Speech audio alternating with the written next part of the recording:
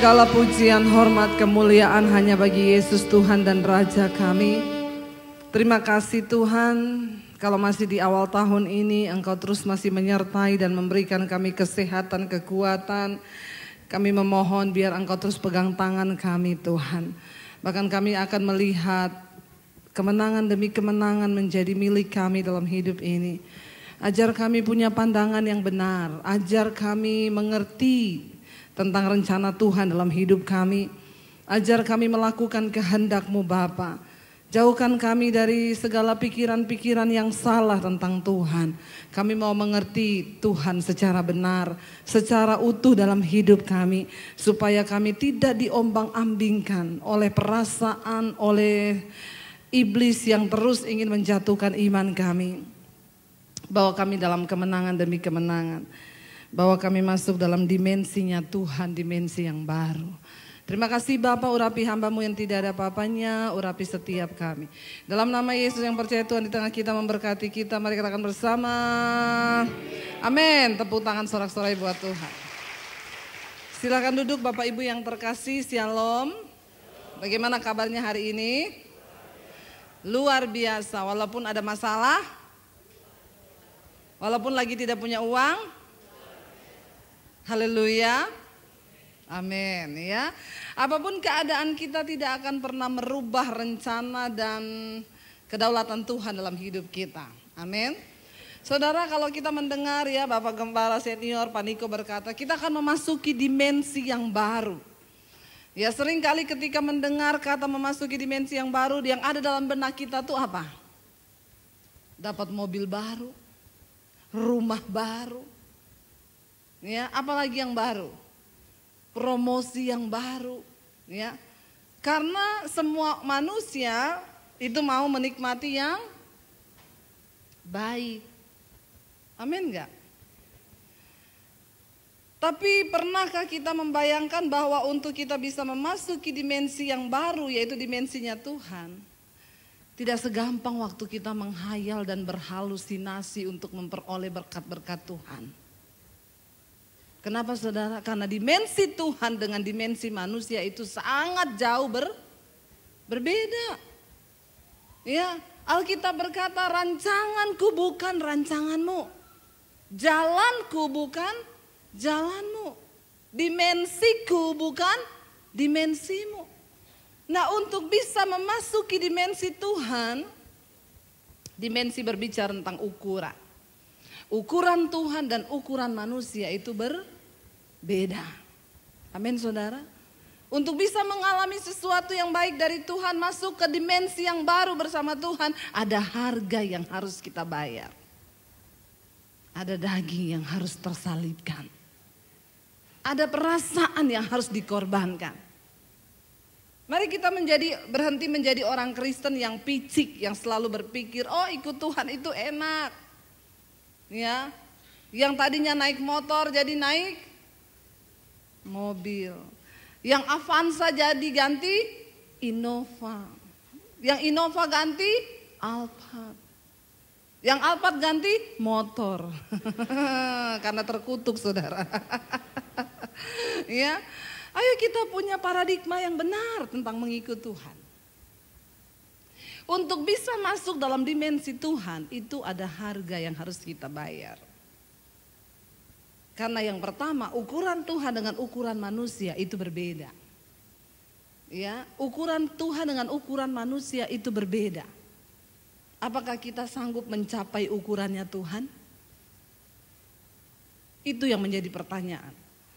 Ketika Abraham mendapat janji bahwa dia akan memperoleh anak, seorang anak perjanjian yang akan meneruskan keturunannya. Dia bahagia terima janji itu. Semua orang kalau terima janji seneng gak? Seneng. Apalagi yang janji itu Tuhan. Kalau yang janji teman kita bisa ditepati, bisa tidak. Kebanyakan makanya jangan pegang janji manusia. Pasti kecewa. Jangan berharap pada manusia, termasuk keluarga sendiri. Berharaplah hanya pada Tuhan. Karena Tuhan itu tidak menepati janji. Janji manusia itu ya, kalau anak zaman now bilang jambu, janji busuk. Ya, tapi kalau Tuhan itu nggak pernah janji busuk. Ketika Abraham diberi janji akan memperoleh seorang keturunan, lalu dia tunggu janji Tuhan itu. Waktu Abraham terima janji Tuhan, maka untuk bisa melihat itu tergenapi, tidak ada cara lain, dia harus masuk dalam dimensinya Tuhan. Mempercayai sesuatu yang belum kelihatan. Bukan cuma belum kelihatan, istrinya sudah menopause, sudah mati haid. Kalau zaman sekarang kita dengar orang menopause, mana bisa punya anak. Saudara percaya enggak? Tapi bagi Tuhan tidak ada perkara yang, sampai istrinya bilang begini, ya gak mungkin lah saya punya anak. Saya ini sudah mati haid, saya ini sudah tua. Dimensinya Sarah gak bisa masuk dalam dimensinya Tuhan. Orang yang tidak masuk dalam dimensinya Tuhan tidak akan pernah melihat janji itu tergenapi. Tapi Tuhan perhitungkan iman Abraham. Karena Alkitab mencatat, sekalipun tidak ada dasar untuk berharap, Abraham tetap percaya. Beranikah saudara masuk dalam dimensinya Tuhan? Beranikah engkau mempercayai sesuatu yang belum tentu terjadi, tapi engkau mengimani janji Tuhan? Orang Kristen harus masuk dalam dimensi Tuhan. Milikilah pengalaman iman bersama Tuhan. Amin. Supaya engkau mengalami Tuhan. Bukan cuma itu, supaya engkau punya pengalaman pribadi dan itu akan menjadi modal engkau mengikut Tuhan. Sehingga engkau berkata, di dalam segala perkara aku sudah melihat Tuhanku adalah Tuhan yang dahsyat dan luar biasa. Tapi sayangnya banyak orang Kristen ya nggak mau masuk dalam dimensi Tuhan. Maunya yang instan. Bagaimana kita bisa melihat janji Tuhan? Mari naikkan level imanmu. Mari mulai belajar mempercayai Tuhan di dalam segala hal. Karena bersama dengan Tuhan kita dapat melakukan segala perkara. Waktu saya dibawa pindah dari Solo ke Jakarta, saudara, itu bukan hal yang mudah. Disitulah saya belajar mempercayai Tuhan. Kenapa? Ya saya cuma berjalan mengikuti Tuhan. Waktu itu kami di Solo sudah punya rumah, menikmati rumah baru dengan kenyamanannya. Lalu tiba-tiba dapat suara Tuhan bahwa saya akan dibawa keluar dari kota Solo. Saya mulai berdoa, saudara, ya. Wah serius, saya mulai waktu itu merasa saya masih penuh pelayanan loh, masih khotbah terus tiap hari. Tapi saya merasa ada sesuatu di dalam hati. Lalu saya ambil doa puasa, lalu saya mulai berdoa, bertanya apa yang Tuhan mau. Lalu ketika saya berdoa, Tuhan mulai kasih tahu ke saya bahwa kamu harus pergi dari kota ini. Ada banyak orang-orang itu, saudara, kalau saya cerita begini, ya orang Kristen, enak banget ya dengar suara Tuhan. Disuruh pergi dari kota Solo, itu gimana caranya dengar suara Tuhan? Loh saudara percaya Tuhan apa enggak? Saudara percaya Tuhan masih bisa berbicara? Saudara percaya bahwa Tuhan itu hidup dan rencananya itu nyata? Amin. Satu kali saudara ada satu orang bapak, dia dengar khotbah saya di channel YouTube saya. Yang belum tahu channel YouTube saya Debbie Basjir TV, tolong subscribe. Jangan lupa komen dan share. Dia dengar khotbah saya cerita di khotbah itu, saya bilang iya, waktu itu saya sama suami lagi ada sesuatu di hati kami, lalu Roh Kudus bicara kepada saya. Dia komen begini di bawahnya, saudara. Enak banget ya bisa dengar suara Tuhan, situ manusia atau dukun. Tapi kita nggak bisa bicara sama orang yang belum ada di dimensi itu. Jadi saya jawab begini, Pak. Jadilah sesuai dengan iman. Kalau engkau percaya, maka engkau akan mengalami. Tapi kalau engkau tidak percaya, maka engkau tidak akan pernah mengalami. Cuma sejauh percaya.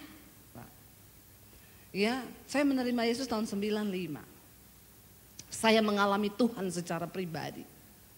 Lalu saya mulai masuk dalam tekanan, dalam proses. Tapi Tuhan menjadi kekuatan saya. Sampai saya dibuang dari keluarga saya tahun 95, saya disuruh pergi dari rumah. Tidak boleh bawa ijazah.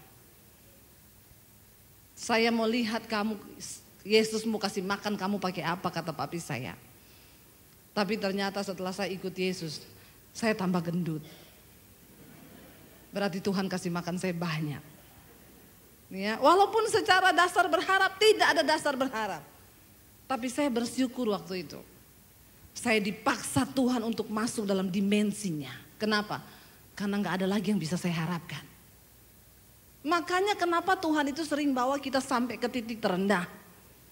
Karena di titik terendah itulah kita baru bisa percaya sama Tuhan. Orang itu kalau masih ada yang bisa dia andalkan uangnya, kekuatannya, kepikirannya, enggak akan percaya. Kemarin saya ketemu pengusaha. Tadinya saudara asetnya ratusan miliar. Mobilnya aja miliar. Kemarin saya ketemu enggak punya apa-apa. Mobil aja enggak punya. Dia bilang, ibu saya punya aset ratusan miliar, tapi bagaimana mau jual? Sekarang mana ada sih orang mau beli apa-apa dengan keadaan yang masih begini? Karena dia berjalan mengandalkan kepintarannya sendiri. Istrinya bilang, saya sudah ngomong loh. Jangan terlalu cepat ambil keputusan untuk memutuskan sesuatu. Berdoa dulu. Dia bilang apa? Saya sudah pengalaman. Dan biasanya setiap pengalaman saya itu tidak pernah meleset. Dia tidak tahu saudara bahwa semua manusia setiap kita yang di tempat ini, kita semua berdiri di tempat yang licin. Sekali engkau salah, kepleset jatuh.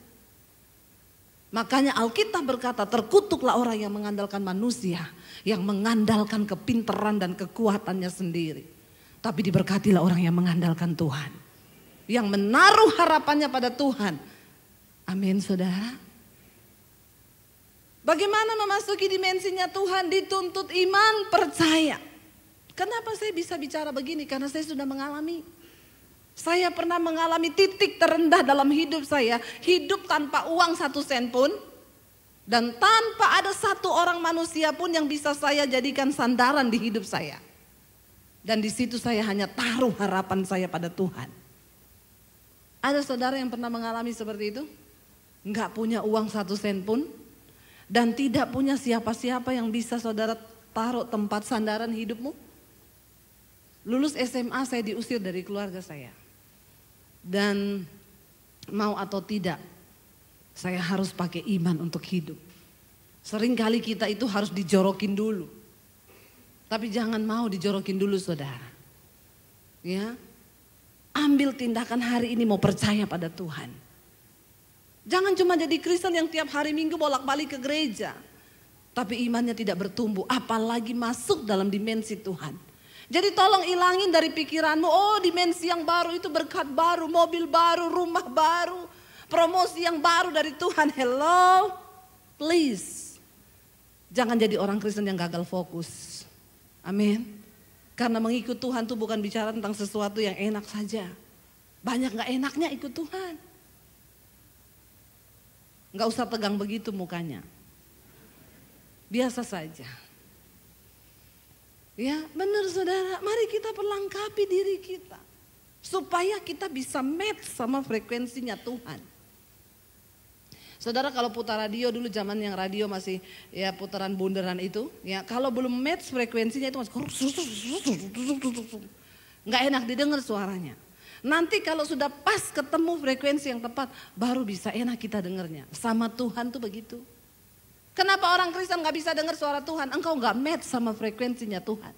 Engkau Kristen, tapi engkau tidak berada dalam dimensinya Tuhan. Amin. Dan banyak orang Kristen yang hari ini tidak match sama Tuhan. Gak match sama frekuensinya Tuhan. Dia berjalan dengan kekuatannya sendiri. Nanti kalau ada masalah baru cari pendeta. Dia pikir pendeta itu dukun. Banyak orang yang telepon saya, Bu, tolong dong ibu doakan apa rencana Tuhan buat hidup saya. Saya bilang maaf ya, saya bukan dukun Pak. Lah terus bagaimana saya bisa tahu rencana Tuhan buat hidup saya? Tuhan itu, hubungan kita dengan Tuhan tidak pernah bisa diwakili. Amin. Bu, saya mau minta ampun dosa sama Tuhan, Bu, tolong ibu doakan. Datang sendiri sama Tuhan. Berlutut di kaki Tuhan. Nggak perlu ibu doakan, nggak perlu. Tuhan melihat hatimu. Ada lagi ibu-ibu, Bu, doakan suami saya. Itu suamimu atau suami saya? Suami sendiri suruh saya doakan, enak aja. Hello? Saya bilang ibu, tidak ada doa yang paling mujarab bagi seorang suami selain doa istrinya. Amin ibu-ibu. Jadi jangan suruh saya doakan suamimu. Suami saya aja jarang saya doain. Karena dia sudah bisa berdoa sendiri ya. Maksudnya, ayo kita punya pemahaman yang benar. Ya, kalau orang konseling sama saya kasih tahu yang benar. Bu, doakan dong. Kenapa? Saya mau mengampuni. Jangan minta doa saya. Lah terus gimana caranya? Ya niat dari hati. Lah iya, makanya doakan supaya saya mampu. Saya tidak bisa mendoakan supaya kamu mampu. Saya tumpang kaki juga enggak bisa. Lah terus apa yang harus saya lakukan? Berdoa bagi dirimu sendiri. Perkatakan di hadapan Tuhan. Tuhan, aku mau mengampuni sekalipun sakit. Amin saudara.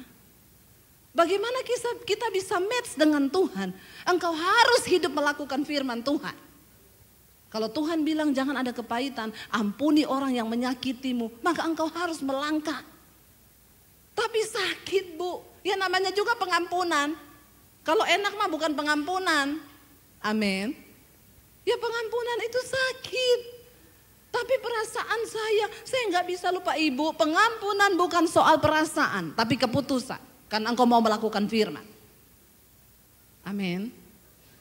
Mari match dengan Tuhan. Mari masuk dalam dimensinya Tuhan. Kita nggak akan bisa mengalami sesuatu yang baik kalau kita nggak ada dalam dimensinya Tuhan. Tapi saya kaya bu, buktinya selama ini saya juga nggak setia amat sama Tuhan. Saya juga masih main-main bu, di kantor masih korupsi bu, uang. Tapi buktinya saya diberkati. Itu bukan dari Tuhan, dari setan. Halo. Amin saudara. Maaf ya saya tuh kalau khotbah begini jangan tersinggung. Siapa suruh undang saya? Amin. Kenapa saudara? Karena saya mengalami perjuangan iman yang luar biasa bersama Tuhan. Tapi saya itu gregetan lihat orang Kristen yang hidupnya terlalu santai. Ya, mahal harga keselamatan itu. Tuhan beri gratis.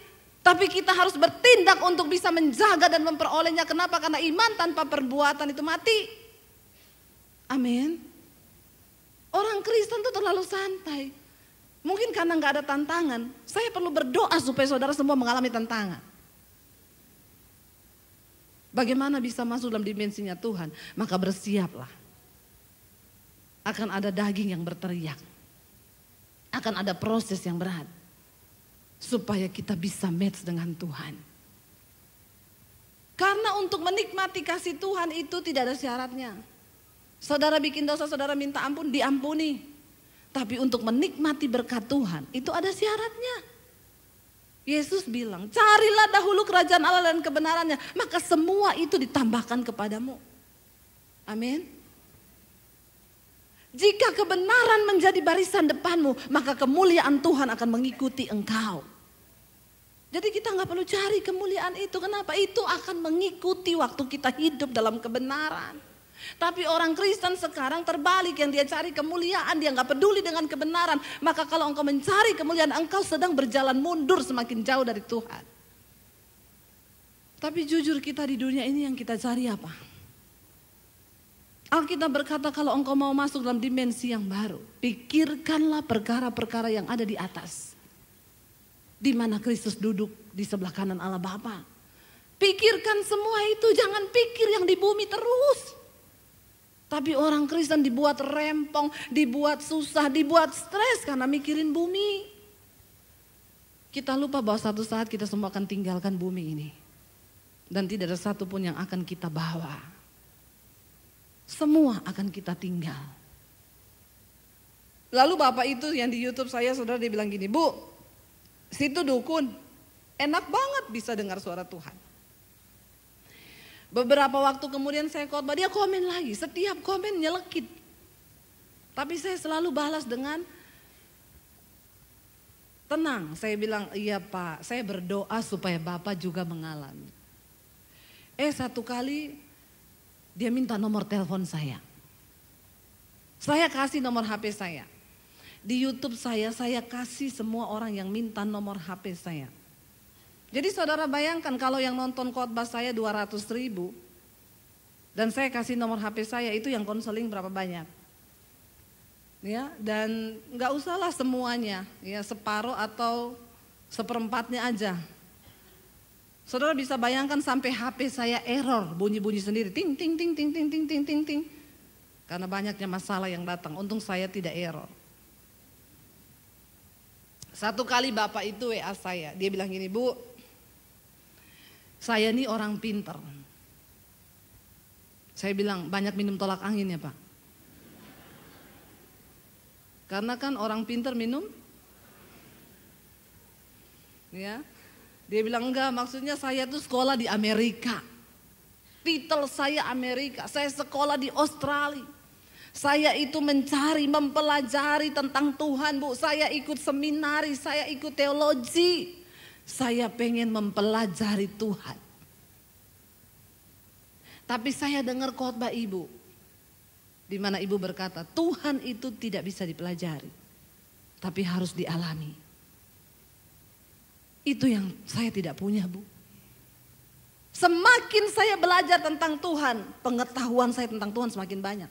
Dan ternyata itu bikin saya tambah sombong. Semakin arogan. Setiap kali dengar khotbah orang, saya nilai, oh ini, no. Untung saya ini gak pernah berkhotbah sesuai ilmu. Karena saya hanya mengalami Tuhan. Saya bilang sama Bapak itu, Pak, saya bukan orang yang pintar. Karena memang saya jarang minum tolak angin. Tapi saya mengalami Tuhan. Dan dari pengalaman saya mengalami Tuhan, saya mengenal siapa Tuhan. Dan ketika saya mengenal siapa Tuhan, saya mengalami Dia berjalan bersama dengan saya dalam hidup saya. Dia bilang, iya Bu, saya sangat terpukul ketika saya dengar satu kalimat yang Ibu bilang, jangan pelajari Tuhan karena engkau tidak akan memperoleh apa-apa. Sebab Tuhan itu tidak bisa dipelajari tapi harus dialami. Dan yang harus Bapak lakukan cuma satu, buka hati di hadapan Tuhan. Dan berkata, Tuhan ini hidupku. Masuk dalam hidupku supaya aku bisa mengalami Engkau. Amin saudara. Jangan terjebak dalam rutinitas kekristenanmu. Rugi. Hidup manusia cuma 70 tahun kata Alkitab. Kita udah berapa tahun jadi Kristen? Berapa banyak pengalaman pribadi yang kita alami bersama dengan Tuhan. Orang itu kalau mau masuk dalam dimensinya Tuhan. Saudara, saya mau kasih gambaran gini. Roket itu kalau mau menuju ke luar angkasa, itu yang sangat sulit ketika dia mau menembusi atmosfer bumi. Dia mengeluarkan seluruh power, kekuatannya itu dia pakai benar-benar sampai gitu. Tapi ketika dia tembusi atmosfer bumi, dia tidak perlu power lagi. Dia tinggal melayang. Mengorbit, melakukan tugasnya tanpa kekuatan. Waktu engkau mulai masuk dalam dimensi Tuhan, engkau tidak lagi hidup diperas dengan kekuatan pikiranmu. Kenapa? Karena Tuhan menunjukkan jalan-jalannya. Kalau kita berjalan di dalam jalannya Tuhan, aman gak saudara? Bisnismu dalam jalannya Tuhan aman? Aman. Alkitab berkata Tuhan bergaul karib dengan orang yang takut akan Dia. Dan jalan-jalannya diberitahukannya pada mereka. Saya minta tolong tim multimedia bisa carikan ayat ini buat saya. Tadi saya tidak mau membacakan ini, tapi biar kita ngalir aja bersama Tuhan ya. Tuhan bergaul karib dengan orang yang takut akan Dia. Dan jalan-jalannya diberitahukannya kepada mereka. Saya bilang sama Bapak itu, Pak, bagaimana Bapak bisa mengerti jalan Tuhan? Bagaimana Bapak bisa tahu? Nah ini Mazmur 25 ayat 14 kita baca sama-sama. Tuhan bergaul karib dengan orang yang takut akan Dia dan perjanjiannya diberitahukannya kepada mereka. Ada yang jalan-jalannya diberitahukannya kepada mereka. Jalannya itu diberitahukan kepada kita.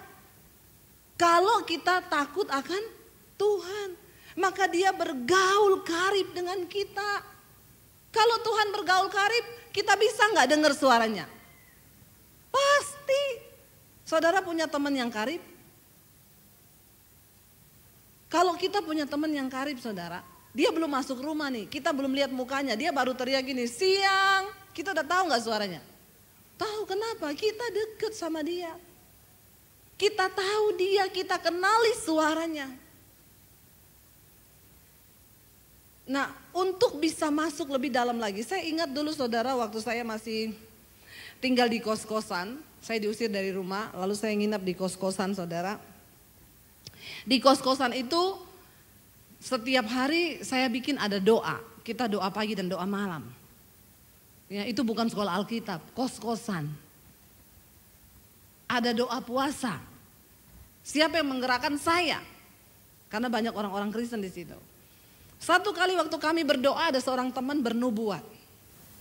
Dia bilang kepada saya begini, ya, aku memilih engkau di antara banyak orang. Kenapa? Karena engkau bukan hanya mengenal suaraku, tapi engkau tahu isi hatiku. Saya nangis waktu itu. Ternyata Tuhan mau kita, jangankan mendengar suara Tuhan. Tuhan mau kita masuk lebih dalam lagi mengenal isi hati. Jadi kalau orang Kristen cuma sampai, aduh dengar suara Tuhan aja gak bisa. Apalagi mengerti hati Tuhan, padahal masuk di dimensinya Tuhan itu kita masuk lebih dalam mengenal hati Tuhan. Mengenal hati itu gimana saudara? Ketika saya pertama menikah dengan suami saya mempelajari karakternya. Karena waktu itu kami pacaran hanya 1 tahun. Tidak banyak waktu untuk mengenal. Ya, dan jarak waktu itu terbatas, saya di Jakarta, suami saya di Solo. Kita cuma bangun hubungannya lewat telepon. Tapi sehari-harinya saya tidak mengenal dia. Karena cuma lewat telepon semua bisa pencitraan. Ya, lalu akhirnya saya mulai mengenal, saya datang ke Solo waktu itu pelayanan di Solo. Nah, itu mulai sering kita ketemu, tapi cuma beberapa bulan. Lalu kita putuskan untuk menikah. Dulu pertama kali saya mulai tahu, oh kesukaannya dia tuh ini. Oh, mulai begini. Sampai kadang kita kalau makan di Kentucky, saudara, suami saya tuh kalau makan yang crispy-nya itu dia taruh di pinggir piring. Saya pikir dia nggak seneng. Karena orang Sulawesi sama orang Solo tuh beda. Orang Sulawesi kalau makan yang enak duluan dimakan. Yang sisanya itu nggak enak, dipinggirin. Orang Solo ternyata yang enak dipinggirin. Dia makan yang tidak enak dulu. Ini ada filosofinya saudara kalau bicara tentang karakteristik. Jadi ketika dia taruh begitu saya bilang, ih kok nggak seneng sih saya makan habis.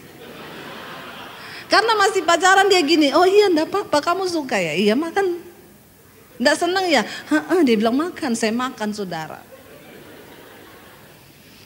Ya waktu pacaran begitu terus, setelah menikah kita pergi ke Kentucky, dia taruh di pinggir, saya mau ambil tangan saya diginiin. Saya kaget, kenapa? Kamu tahu nggak? Begitu lama aku memendam. Kenapa? Itu yang paling aku suka selama ini. Kenapa kamu nggak jujur? Ya namanya juga masih pacaran. Pencitraan. Lalu dia mulai bilang, orang Solo itu kalau makan yang enak dipinggirin buat gong terakhir. Jadi selama pacaran sama kamu saya itu gak mau kalau diajak ke Kentucky. Kenapa? Mau menangis dan meneteskan air mata. Orang Solo itu kan pekewohan. Apalagi sama pacarnya, sama orang aja pekewo. Biar kakinya diinjak, dia diem terus. Ya, akhirnya lama-lama gak tahan. Mas permisi, kayaknya kakinya mas di atas kaki saya ya. Iya beda sama orang Sulawesi, injak saya kalau pak, ngerti nggak? Punya mata nggak? Itu bedanya saudara. Saya makin mengenal suami saya, makin kesini makin mengenal. Ya, dulu kalau minta kopi kan teriak, "Say kopi, ini kok ini saya bikinin." Lama-lama mulai tahu saya. Dia baru garuk kepala gini. Saya tanya, "Kopi ya?" "Kok tahu?" "Saya tahu hatimu, kenapa? Saya itu udah bergaul sama kamu. Cukup untuk saya mengenalmu." Ya, kalau begini lapar ya? Kok tahu? Tahu saya. Tapi saya biar gini dia nggak tahu, saudara. Itulah bedanya laki-laki sama perempuan. Karena perempuan itu lebih pakai insting, laki-laki itu pakai logika. Jadi ibu-ibu tidak usah minta suamimu mengerti dirimu. Kenapa? Karena laki-laki itu tidak memakai perasaan, mereka pakai logika. Jadi kalau engkau bersalah pahaman dan engkau bilang, "Kamu itu nggak ngerti perasaan saya," dia bilang, "Lah iya memang, coba kamu pikir." Jadi ketemu suami istri? Enggak. Jadi istri kalau engkau baper, maka engkau akan mati dengan bapermu. Karena suami itu tidak pernah pakai perasaan. Jadi dilarang buat para istri baper koper bagasi. Apa itu baper? Bawa perasaan. Apa itu koper? Korban perasaan. Bagasi bahagia kagak, sedih iya. Jadi lebih baik bertobat. Amin. Ya, mari ibu-ibu jaga perasaanmu, nggak usah pakai baper. Dilarang baper dalam rumah tangga. Amin. Kalau ada sesuatu yang kita nggak senang, ngomong sama suami. Komunikasi itu penting dalam sebuah rumah tangga. Begitu juga dengan hubungan kita dengan Tuhan. Oh, jadi untuk membangun hubungan dengan Tuhan itu kita perlu komunikasi sama Tuhan ya, Bu? Ya iya. Bagaimana berkomunikasi dengan Tuhan? Ya berdoa, baca Alkitab. Oh, jadi baca Alkitab, Bu? Iya, tiap hari. Ya ampun, bagaimana mungkin membaca saja aku sulit. Ya, jangan gak baca Alkitab. Bagaimana engkau tahu pikiran Tuhan kalau engkau tidak pernah baca firman-Nya? Waktu engkau baca firman-Nya, maka engkau mulai belajar untuk menghidupi standar Tuhan dan engkau mulai masuk dalam dimensinya Tuhan.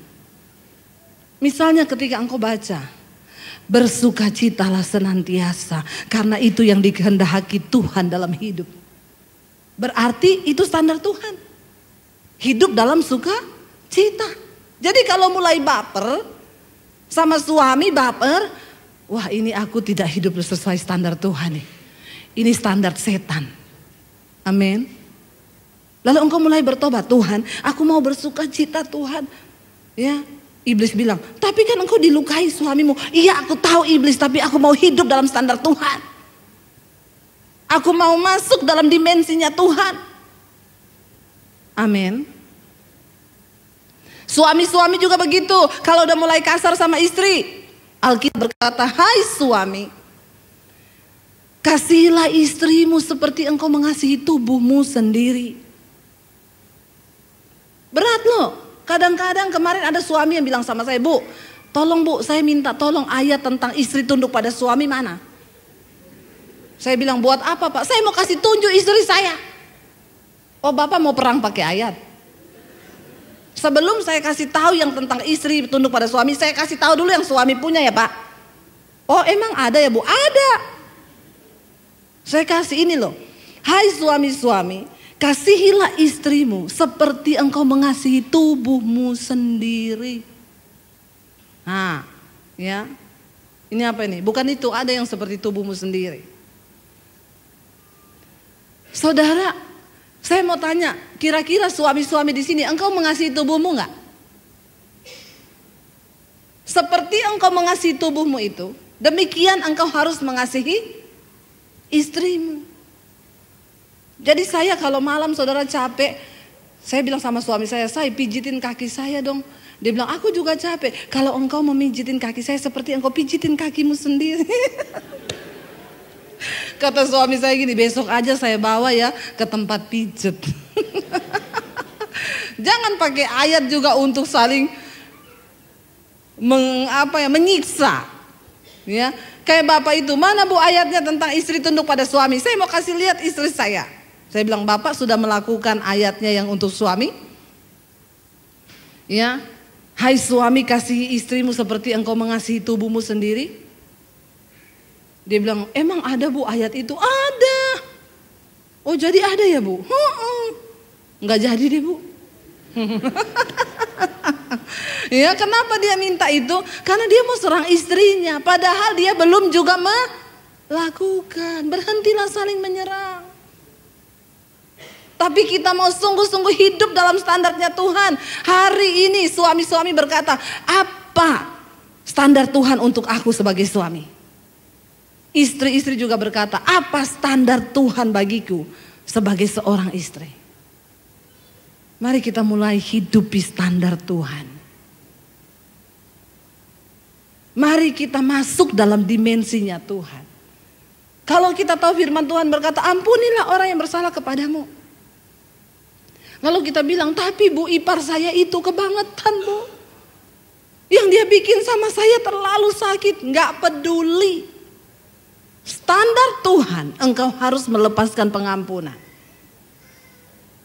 Tapi berat bu, harus. Jangan ubah standar Tuhan. Karena standar Tuhan itu tidak bisa dirubah apapun keadaanmu. Itu standarnya. Engkau harus kudus sebab aku kudus, itu standar Tuhan. Jangan kau rubah. Tuhan mengerti bu. Kenapa saya mau bercerai? Karena istri saya itu udah kebangetan, makanya Tuhan mengerti. Enggak ada Tuhan mengerti. Kita yang harus mengerti hukum Tuhan. Semua yang ditulis dalam firman ini itu pasti untuk kebaikan kita. Amin. Ada orang yang berpikir gini, enak aja ya bu, dia udah bikin salah sama saya terus saya harus mengampuni dia gitu. Kok enak di dia? Saya bilang, bu maaf ya, ibu mengampuni orang lain bukan untuk kebaikan orang itu, tapi untuk kebaikannya ibu. Loh kok bisa begitu? Iya, karena kalau ibu hidup dalam kepahitan, engkau sakit jiwa, bentar lagi gila. Amin. Kenapa Yesus menyuruh kita mengampuni orang lain? Itu bukan hanya untuk kebaikan orang itu, tapi yang pertama untuk kebaikan kita. Kenapa? Karena orang yang hidup dalam kepahitan itu kayak orang yang minum racun, tapi berharap orang lain yang mati. Kalau kita yang minum racun, yang mati siapa? Ya kita lah. Kenapa engkau tidak boleh hidup dalam kepahitan? Karena engkau membunuh imanmu.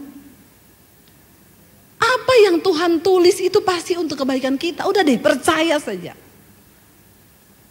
Saya banyak konseling orang Kristen hari-hari ini mengalami persoalan, tekanan, jalan buntu. Kenapa? Karena tidak mau ikuti standar Tuhan. Nggak mau ikut jalan Tuhan tapi bikin jalan sendiri. Udah kayak PU Bina Marga. Sukanya bikin jalan. Sukanya bikin jalan sendiri. Diomongin yang ini, maunya yang itu. Saudara, dari channel YouTube saya itu banyak orang yang mendengar. Bukan cuma orang Kristen. Ada banyak yang masuk di inbox saya berkata, ibu saya bukan Kristen. Tapi setiap hari saya nonton khotbahnya ibu. Kenapa? Karena saya mencintai kebenaran. Wow. Bukan Kristen loh. Saya lebih suka terima pesan yang kayak begitu. Ibu, bisakah ibu membimbing saya untuk memperoleh perkenanan Tuhan sekalipun saya bukan orang Kristen? Wah, saya menggebu kalau begitu. Yes, amin. Ayo berlari, terus kejar Tuhan. Udah Tuhan kasih standar, mau hidupi standar yang lain. Saudara, yuk, waktu saya sudah habis. Kayaknya baru pembukaan loh. Cepet banget ya. Belum berkeringat nih saya. Sudah selesai. Mari saya berdoa buat semua saudara. Yuk, kalau engkau mau masuk dalam dimensinya Tuhan. Saya undang para imam musik maju ke depan. Mari hidupi standar Tuhan. Mari lakukan firman Tuhan. Jangan kompromi dengan dosa. Tinggalkan semua hal yang tidak berkenan pada Tuhan.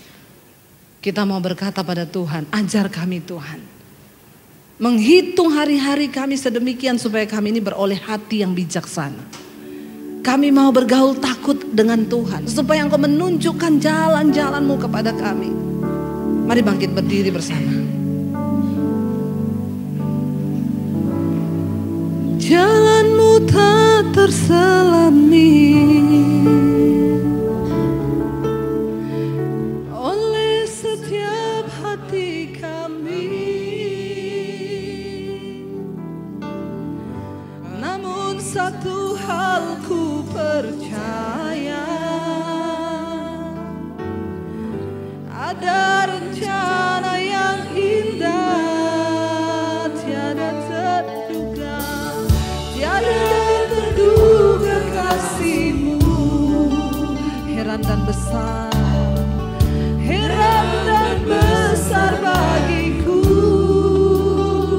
hadir dalam hidup kami, hadir kehadiran-Mu selalu nyata di dalam hidupku. Mari angkat tanganmu, katakan keindahan arti kehadiran-Mu. Biar musik saja, mari kita tutup mata dalam hadirat Tuhan. Kami tahu perancangan-Mu sempurna Tuhan, bahkan penuh damai bagi hidup kami. Tapi sering kamilah yang salah mengambil jalan hidup kami, sehingga kami tidak mengalami rancangan dan penyertaan yang sempurna itu dalam hidup kami. Hari ini Tuhan, kami mau bertobat di hadapan hadirat-Mu Bapa, bawa kami untuk bisa menikmati semua yang baik dalam hidup ini. Karena kami mau masuk dalam dimensinya Tuhan, karena kami mau melakukan dan menghidupi standar Tuhan dalam hidup kami. Berkati umat-Mu Tuhan hari-hari ini, bawa mereka masuk dalam sesuatu yang baru Tuhan di tahun ini, menghidupi firman-Mu, melakukan kehendak-Mu sekalipun itu berat bagi daging kami. Kami mau Tuhan melakukan itu, supaya hidup kami berkenan di mata Tuhan. Tidak ada lain yang kami minta selain perkenanan-Mu Bapa. Katakan sekali lagi, penyertaan-Mu sempurna. Shalom saudara, jika Anda merasa diberkati dengan channel YouTube saya, Anda bisa komen, like, dan share. Dan jangan lupa tekan tombol subscribe dan juga tombol lonceng agar Anda mendapat pemberitahuan setiap kali saya mengupload video-video yang baru. Ini sangat penting buat channel ini saudara, supaya banyak orang juga diberkati dan channel ini boleh juga terus berkembang dan menjadi berkat buat banyak orang. Terima kasih, Tuhan memberkati. Mujizat-Mu masih terjadi tiap hari, selalu terjadi. Mujizat-Mu masih terjadi setiap hari, selalu terjadi.